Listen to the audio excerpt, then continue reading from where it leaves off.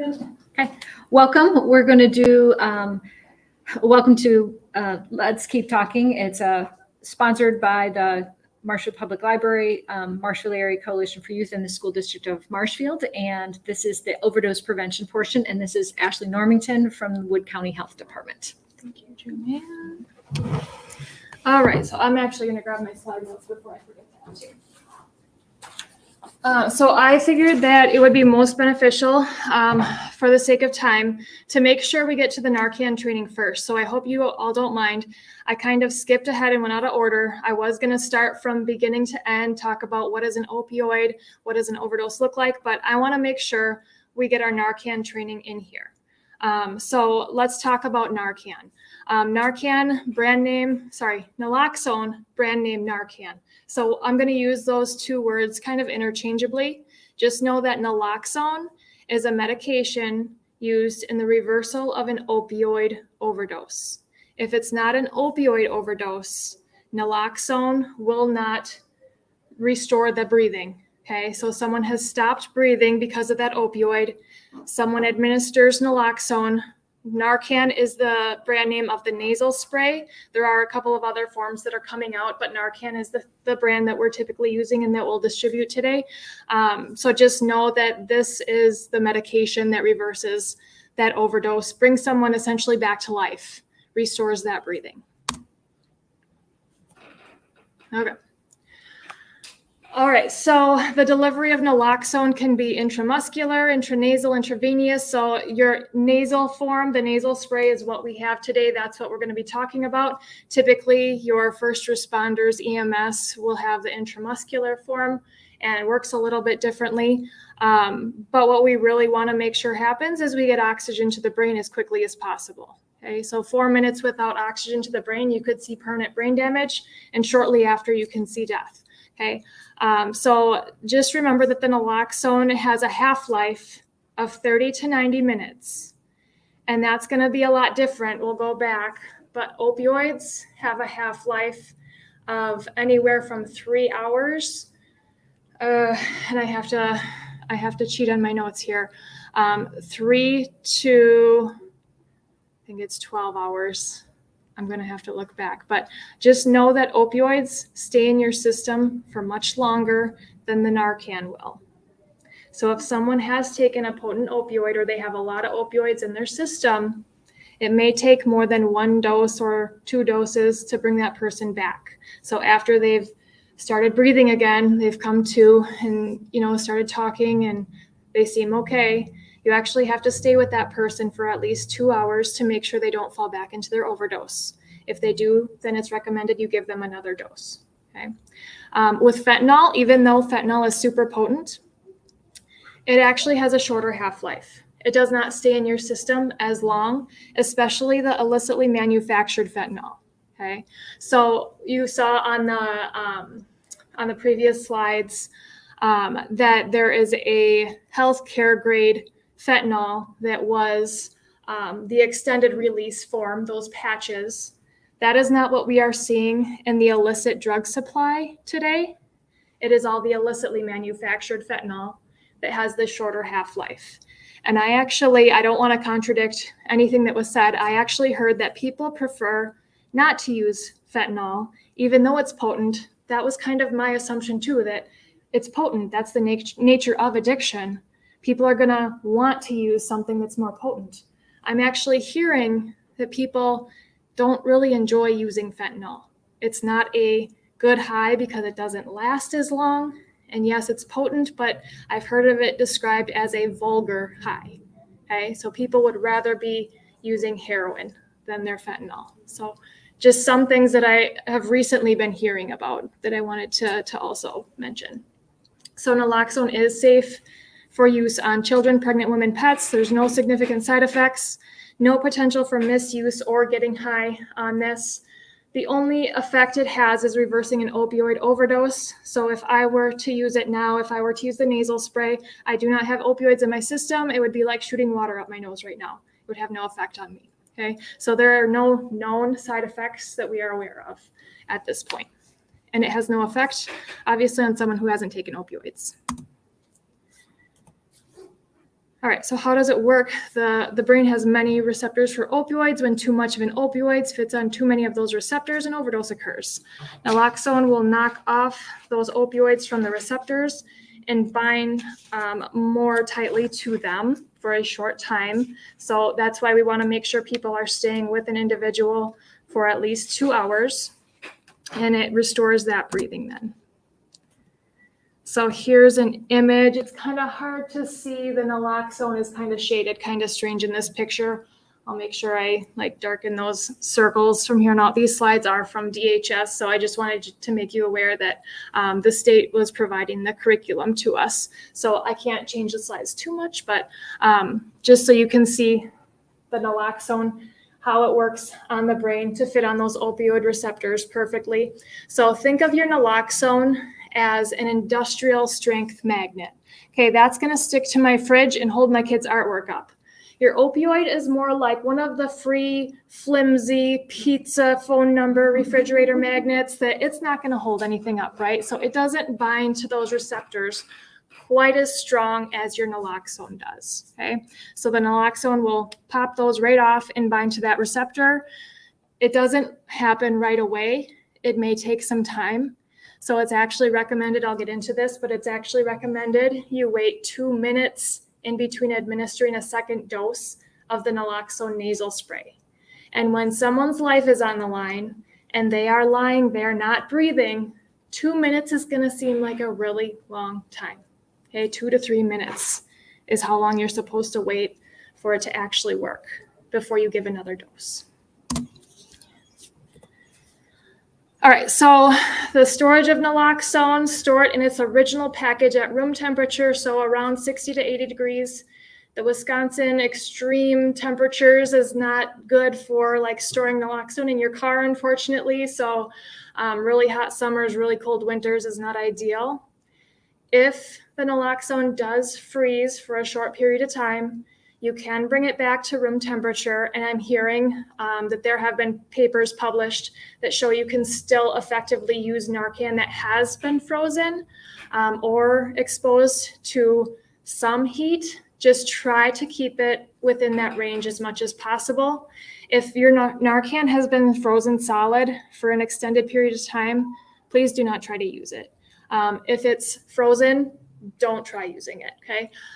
Just get a new dose if you need one. You can always come to the health department and get a new Narcan kit. Try to avoid exposure to light, so try to keep it out of direct sunlight and keep it easily accessible in case of emergency. So my hope is that one day naloxone will be in everyone's first aid kit and medicine cabinets, and we'll get away from the stigma associated with naloxone, because really, it's a life-saving medication, period. It keeps people alive, okay? It doesn't enable people to continue using. It enables people to live, okay? And that's the message that I really want to try to get across. Now, since there is a lot of misinformation out there about what Narcan is and naloxone is. Okay, keep hitting the wrong button. Disposal, we're not going to talk about the sharps version, the medical sharps, but your nasal spray, if it is used, it is safe to go in the household trash.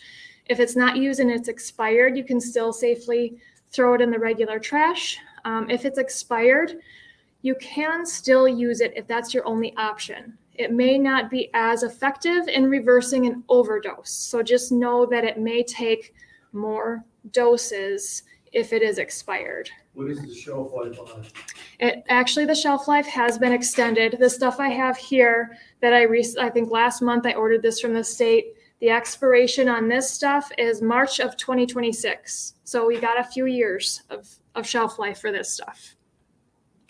Good question. So let's talk about responding to an overdose, an opioid overdose. So this is going to look a lot like if you have had a CPR first aid training. It's going to be very similar to that. If you haven't had that CPR training, I would encourage you to get that. But rescue breathing is going to be a big part of this as well. So if you're comfortable administering rescue breaths, that is really one of the quickest ways to get oxygen to the brain, along with administering that naloxone or the Narcan. So let's talk about that. So If there are multiple people responding, okay, this can be out of order. You can tell, hey, go call 911. I'm going to check on this person. Or you go get the Narcan, you call 911, I'll respond or help this person out. So just know that these can be out of order. But the different things we have are the shake and wake. So make sure you're making sound, seeing if they're okay. And I know they forgot this, but check the situation to make sure things are safe. Okay. Marshfield Police Department just talked a lot about safety. Okay. You want to make sure the scene is safe before responding to any emergency. But yes, then we got the shake and wake, call 911, give naloxone, rescue breathing in the recovery position. We'll talk about that, and then caring for the person. So shake and wake, we're making noise, shake the person's shoulders and yell, "Are you all right?" Typically, if you yell, "I'm going to Narcan you," that will get a response if they are still there and they're just nodding out. Marshfield Police Department also talking about someone nodding out and, maybe they're not super responsive. If you yell, "I'm going to Narcan you," and they hear that, typically you will get a response because people do not like to be Narcaned. Okay? It is not a pleasant feeling. You are typically thrown into immediate withdrawals if you have that substance use disorder. It may be different if it's an older adult who's taking prescription medications and maybe they confused their medication, took too many, they overdosed, you Narcan them. They're not going to be thrown into withdrawals because they don't have that dependence on the opioid typically. Okay, so just know that. And then giving some sort of pain. So that sternum rub, you can use the knuckles, okay, and do right up and down the breastbone. Otherwise, pinching this muscle here between the neck and the shoulder here. Give that a good pinch. That gives a little bit of pain. See if you get a response from that. And then calling 911. This is extremely important just to make sure there's nothing else going on. There are some barriers for some individuals to calling 911. They're not always accepted excuses, but a lot of people will say, "Well, I'm not going back to jail. I'm not going to call," or "If I overdose, just Narcan me. Don't even bother calling." Just know that we don't know what's in the drug supply. Today, there are other things other than opioids that could be in that drug supply that we don't know about. Or there could be other medical conditions happening that we just want to make sure the person is safe. Okay, so just know that. Also, naloxone is only temporary. Okay, we know that half-life, it's not going to last quite as long as the opioids that could potentially be in that person's system.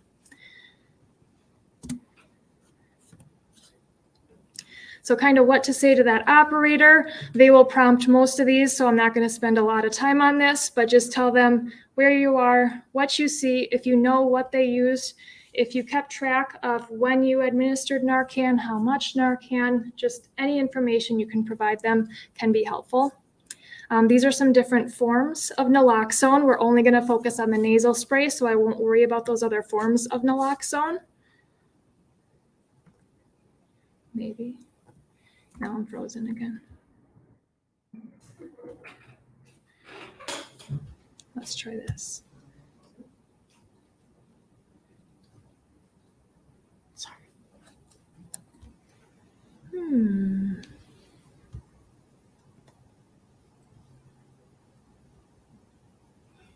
Looks like it's going ahead. It just doesn't want to move.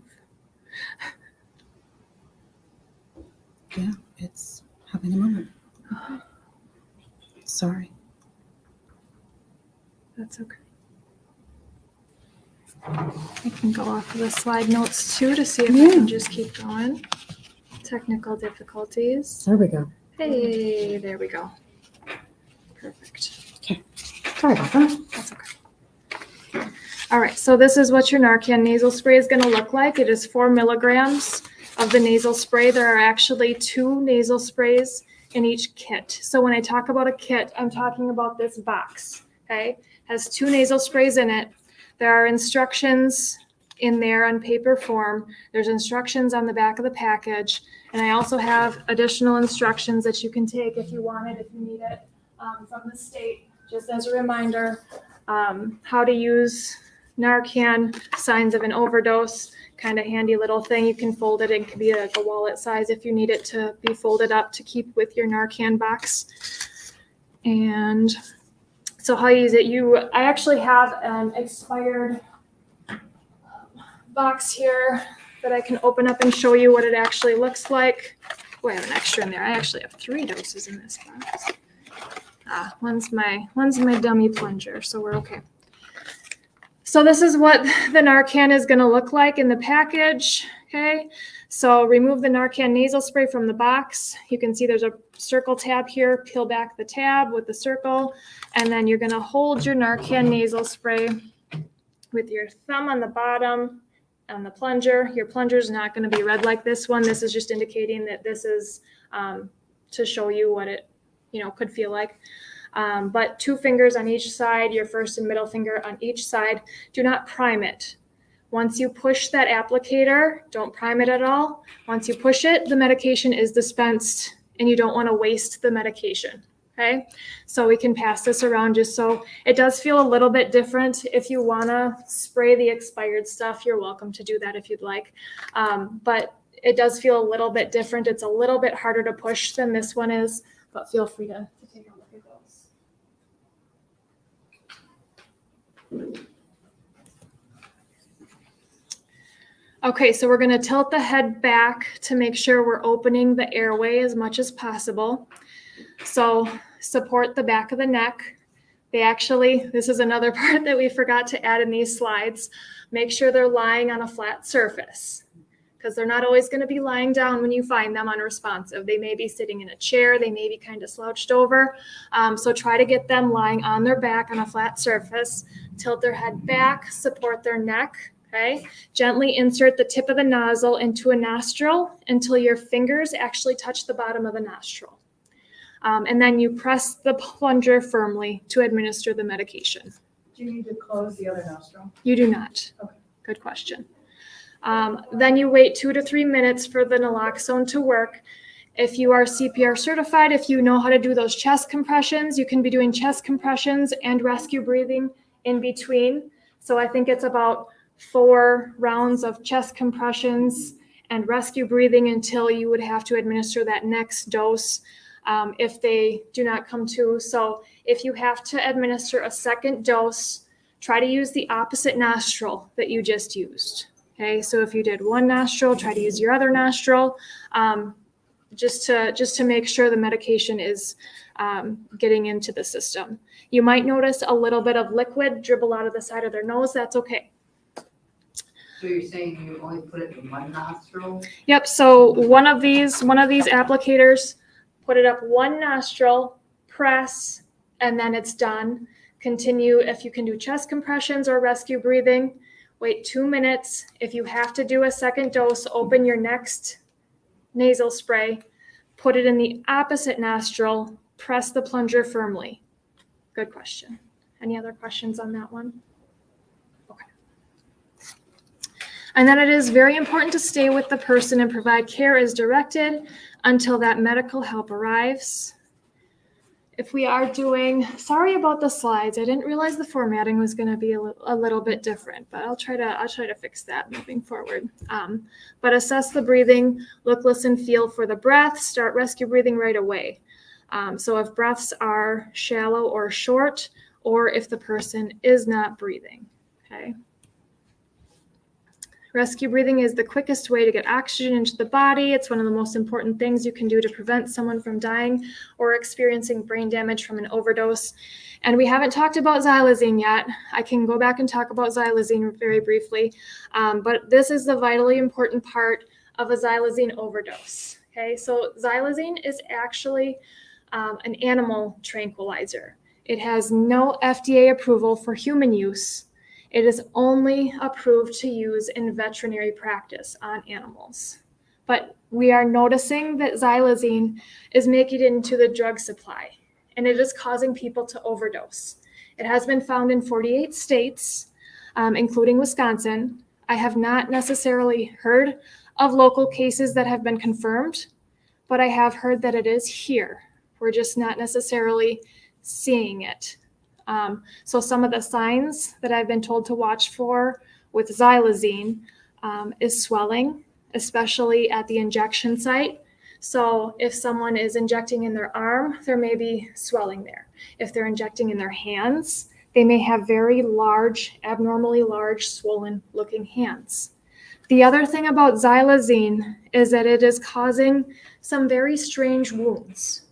Okay, you may have heard a few years ago there was a drug called crocodile that was causing these egregious wounds.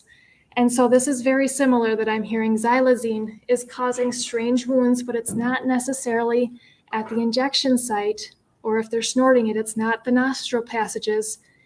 It's just in random places on the body. And it's kind of an unexplained phenomenon. We're not really sure why it's happening, but these wounds do not heal very easily. Okay, I think it's like restricting the blood flow or something of that sort. But if someone does have these wounds, they need to get them treated right away. Otherwise, they're probably going to have amputations, or that could cause infections and could lead to loss of life because of those wounds.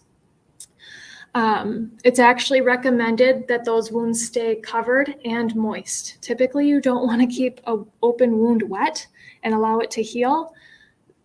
These wounds are a little bit different in that way as well.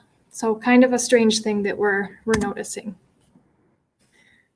Okay, so if the person is not breathing or the breaths are shallow or short, give the rescue breaths, or follow your 911 dispatcher's instructions, or give CPR if you are trained in it, your chest compressions, and your rescue breaths. Okay. So for rescue breathing, you want to make sure if you see anything that's obstructing the breathing, try to grab it out. Okay, oftentimes it may actually be the syringe cap if they use their teeth to inject something. They may have got the cap lodged in their throat, so just be aware of that. If they vomited and you can see there are things there, you just want to make sure you clear the passageway as best you can. Put them in the rescue position. I'll go over the rescue position next to kind of clear that out. And if you still feel comfortable doing a rescue breath after they vomited, that's the really hard thing. Just know that you are saving a person's life. Okay, you are that person's lifeline at this point. So lie the person on a flat surface face up if you're able to get a flat surface. Tilt the chin to open the airway. So again, head on the forehead, push the chin back. And then, I must have missed a slide. Sorry about that. But it's about one breath every 5 seconds. So just make sure you're looking for that chest to rise. You want to make sure you get a good seal with your mouth over the individual's mouth and a nice long, okay, 2 seconds of breath in. See if you can get that chest to rise. Okay. If you have to put them in the recovery position, if you have to either open that airway or leave them there to call for help, call 911, something of that sort, or to get your Narcan, put them in the recovery position. So we'll get into more detail about that. That keeps their airway clear, prevents choking or aspiration from the vomiting. So face and body should be turned to the left side. The left side tends to be the way you want to lay to get a little bit more oxygen. So that top hand comes across. So just make sure same side of the body. Okay. So this arm comes across the face. You're going to pull that leg over to make sure they don't roll over and they're not face down. So essentially this hand is going to hold their head, and that leg, if you can get that leg over, is just going to hold them in place. And that will essentially, it should be keeping their airway open, prevent them from rolling one way or the other. It is very difficult to get someone in this recovery position when they're not responsive. So just know that it's not the easiest thing. Just do the best you can. Okay. And then caring for the person after receiving naloxone, the person may feel physically ill or vomit. They may feel those withdrawal symptoms, and just know that those are unpleasant, but they're not life-threatening. Okay, they may become agitated or upset. Okay, so especially if it's unfamiliar to them, if you don't know the person, or maybe they see uniforms around them. I'm hearing it's more common with the intramuscular form of naloxone for someone to become more agitated. But just know, previous to this, they were probably experiencing a high and a euphoric feeling. And all of a sudden, they're thrown into immediate withdrawals. There's people around them. There's probably a really strange situation going on. Okay. They may have a seizure. This is rare, but it can happen, and they may overdose again. So what's recommended after they start breathing again, they become responsive, get low into a non-threatening position, okay? Try to get down to their level. Keep your voice very calm and low to try to keep them calm, okay? Stay with them until medical help arrives. You can put them in the recovery position if you need to. Encourage them not to take more opioids. They are going to want to use more opioids if they have that substance use disorder, and they depend on those opioids to help them feel well. Okay, if they're feeling unwell with these withdrawal symptoms, they know how to get rid of that feeling. But if there's Narcan in their system, they're not going to get high. Okay, remember that Narcan is binding really tight to those receptors. The opioid is not going to give them that high, that euphoria that they're seeking. So really encourage them not to use more, because they are more likely to overdose again after that Narcan wears off. Okay. So any questions? I am actually going to skip back now to the start of the presentation. We have a few minutes left. So I am going to see if I can get back to the start of my presentation. So I apologize for kind of jumping back and forth. Is that good? Okay. All right. So we didn't really do the activation warning, which is okay. I think for the most part, we already talked about a lot of this stuff with the previous presentation. But for those who may be joining virtually, I just want to remind people it's okay to take care of yourself. If this presentation, the content makes you feel uncomfortable in any way, you need to take care of yourself or step away, just know it's okay to take care of yourself. Okay, so real briefly about stigma. Stigma is a social process linked to power and control, which leads to increasing stereotypes and assigning labels to those who are considered to deviate. Sorry, I have some typos in here. I typed a lot of this from the norm, or to behave badly. And so that stigma can create some social conditions that make people who use drugs believe they are not deserving of being treated with dignity and respect, perpetuating feelings of fear and isolation. Okay, so not only is that person feeling the stigma from other people, but they are typically then also not feeling the best about themselves. They don't feel that self-worth that they really should be feeling. Okay, they need to know that they are a deserving person of dignity and respect, just like everybody else. Okay, so stigma actually limits a person's ability to access services they need because they feel unworthy. That creates barriers while receiving services by people feeling unwelcome or judged by program staff. I actually heard a statistic recently that the second most stigmatizing place for an individual to go if they have a substance use disorder is a healthcare facility. They feel so judged when they go to try to get some sort of medical treatment that they don't even want to bother going. Okay.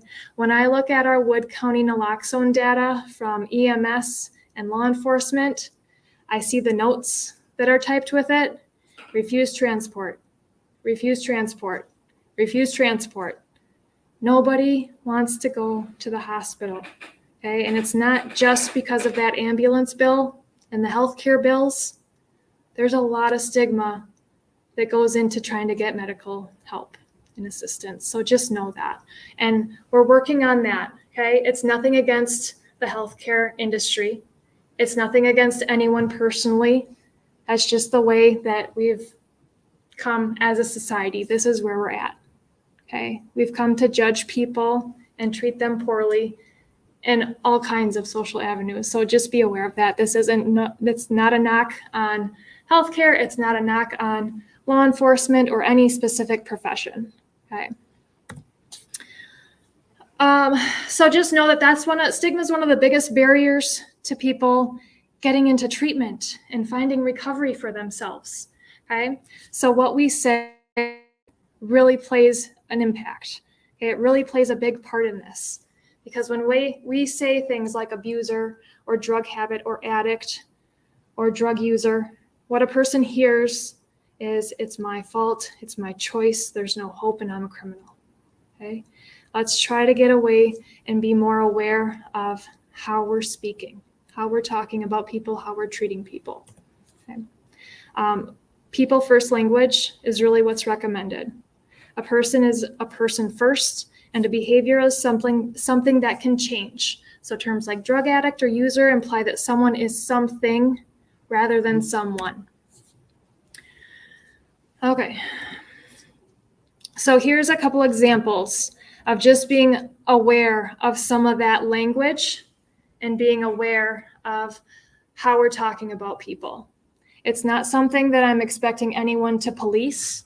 It's just something I want you to be aware of, okay? So you'll notice in this presentation, I'm talking about individuals with a substance use disorder rather than addicts, okay? Addict is a label, okay? An individual is an individual, and they may be living with an alcohol use disorder or an opioid use disorder or a methamphetamine use disorder, okay? It's a diagnosable disease in the DSM-5, okay? So just keep that in mind when we're talking about people. NIDA is a great resource, the National Institute on Drug Abuse. They have a whole webpage with more examples of things we can kind of get away from saying. So one of the more common ones that I also hear in the professional field is clean and dirty, whether it's talking about a person, a syringe, or even a urine analysis. Okay, they could be testing clean or testing dirty is what we hear all the time. Well, let's just call it what it is, okay? Because that kind of labeling can even be stigmatizing. If they have used drugs or return to use and they don't pass a urine analysis, let's say, okay, then you didn't pass your urine analysis. It's not peeing dirty, okay? So getting away from that type of language as much as possible is helpful in reducing stigma. Baby steps, right? Okay, are we okay to keep going, or would we rather end there?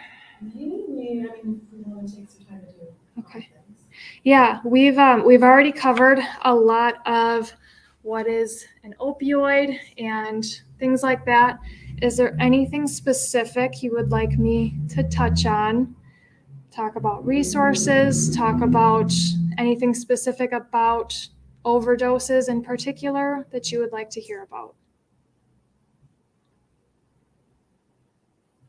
I guess for the use of the Narcan, we really need to know that they overdosed. I mean, if I come upon a situation and say I'm in Minneapolis or something and Sure. I see somebody now, I don't know that that's what it is, but I have the Narcan. Yep. So even if you suspect it could be an overdose, it doesn't hurt to administer it. If there are opioids in the system, you can still administer that Narcan just to be on the safe side. There are a lot of incidences where law enforcement doesn't know or EMS doesn't know, and they will administer it just in case. There was actually an instance in Marshfield last month, I believe, where it wasn't actually an overdose situation, but Marshfield Police Department gets their Narcan from the health department. I give all Wood County law enforcement Narcan. In their emergency response, they administered it, so they actually still had to report that they used Narcan, but it wasn't actually an overdose situation. So better to be safe than sorry. And especially like with xylazine, we're never sure what's actually in the drug or what class of drug it falls under. It could be an opioid. So with fentanyl being so common in our drug supply these days, better to be safe than sorry. So great question. Would it also be a good idea to like grab a defibrillator too? And If there's one available, absolutely, yes. So yeah, especially if you're not sure, right? So right. yeah, good question. Is there Narcan in our public schools? We're getting there. Some schools, yes, some schools, no, some schools it's complicated. So I'll talk about Marshfield School District actually does have a policy in place now to have Narcan at school.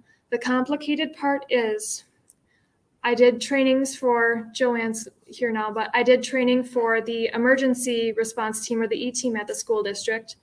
So nurses are not explicitly protected under state law to administer naloxone. So your school nurse would still need like a standing order from a healthcare physician, their medical, what is it called? Yeah, they would need a standing order in order to be protected to administer the Narcan.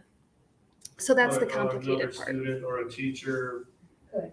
Exactly. because of- All the other staff can administer that Narcan. They're protected under state law.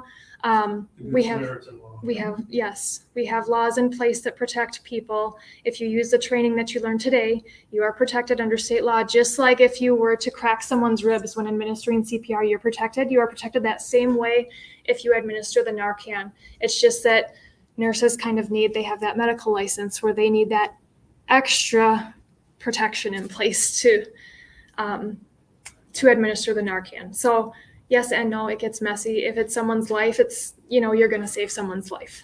But it's in our schools. It is in our schools now. So we actually did the training in August. So at the school district of Marshfield, I should say, it's in the high school right now. It's not at the middle school. We wanted to start at the high school. We've had for many years what's called an E-team, which is an emergency medical team. So we've had kids who pass out when given a speech or, whatever happening. And we have teachers that are assigned to come and respond to that emergency. And there's a soft lockdown when that happens. And that entire team got trained. You had a question over here? I was gonna ask about the middle school, so I don't know if the system there. Yeah. They're gonna Yeah. get it back then. Well, we will see what they decide. I see. It'll be up to Mr. Bureau Middle and, school. You would hope and not. superintendent. Well, Little ones. It has gone well at the high school, so likely that will happen. So I will give out Narcan. I do have training cards as well. If you feel comfortable having a training card with you, you can write your name on there and the date today that you were trained to administer Narcan. If that makes you feel a little bit better about carrying Narcan with you, to have a card. It actually has the state statute on the back, just to remind folks you are within your rights to carry and administer Narcan. So if you do use the Narcan that I distribute, I do need to do some reporting. So if you remember, just to let me know if it was used, if you gave it to someone else, if it was damaged, lost, stolen, if you need a new kit, if it expires, things of that nature. Just let me know. I can get you more Narcan if you need it. And if you want to take a kit with you today, you can. If you need more than one, you can just let me know if you need multiple kits to take with you. If anyone listening in on the virtual end needs Narcan, you can always contact me at the Wood County Health Department. And I can try to connect with you. Otherwise, we do have naloxone boxes for free community access to Narcan throughout the county. There are 2 locations here in Marshfield, and there are 2 locations in Wisconsin Rapids that have naloxone boxes. So whenever you need a kit, or someone that you know may need a kit of Narcan, you can let them know where those boxes are. Just remind people, if they do have a substance use disorder, yes, you want to have Narcan on hand with you at all times, but you cannot use Narcan on yourself. Okay, you need to know how to use it. You need to tell someone else how to use it. You need to tell someone else where it is. And it's always best to not use alone. Opioids are not social drugs. This is not something you're going to go out and use with a bunch of friends. This is something you tend to use by yourself. But if you have that one safe person that you can tell them, hey, I need to use, just, if I do, pass out or become unresponsive, here's the Narcan, just give me some Narcan, this is how you use it, type thing. Okay, so just making sure that people feel safe and they're not dying, they're staying alive. There are other resources out there. I know I mentioned this in the Marshfield Police Department presentation. There is a national 1-800 line, the Never Use Alone hotline. So if they don't feel comfortable or confident enough talking to their safe person, they can call that anonymous hotline and talk to someone, tell them, this is who my safe person is. If I become unresponsive, call them to come check on me. If the Never Use Alone hotline cannot get a hold of that person, then they will call first responders to come check on them. Okay? So just one other resource that's out there in an effort to reduce a person's chances that they will not survive, okay? So another harm reduction tool. Any other questions? We also have some HOPE kits here. So I didn't get to talk a lot about fentanyl test strips. That is another thing that recently became legalized in the state of Wisconsin. It empowers people who use drugs to know if there is fentanyl in the drug supply, okay? So again, this was previously considered drug paraphernalia because you have to test something, and now it's got some of the residue on it. So it was considered drug paraphernalia until recently, where fentanyl test strips were legalized, and now they can be distributed by public health departments, tribal healthcare clinics, peer recovery support organizations, things of that nature. So we are a fentanyl test strip direct program as well, so they can get fentanyl test strips from the health department. We also recently started a syringe service program for access to sterile supplies. And that's really looking at your communicable diseases that come from injecting drugs. So HIV, hepatitis C, looking at vein health. If you use a syringe more than once, you're really going to do a number on your veins. And there's a lot of things that can happen if you don't have a sterile syringe or other equipment to use those products. So that's really the message we want to get across with that program is take care of yourself, reduce the harm as much as possible. Okay. You can also dispose of your sharps for free through that program, which is nice because we are getting reports all the time that people are discarding their sharps in parks, along the streets here. So we can have people bring their sharps back to us as a safe place, bring your sharps here, and make sure you're using sterile supplies. Okay, so you're not contracting disease. There's a Sharps container at Brain Park now. Yes. Most bathrooms have them in too now. Yes. Just look around. Yeah. Those are great resources. Okay. Otherwise, that's all I have. If we want to end this live stream. Okay, so I will distribute anyone who wants Narcan and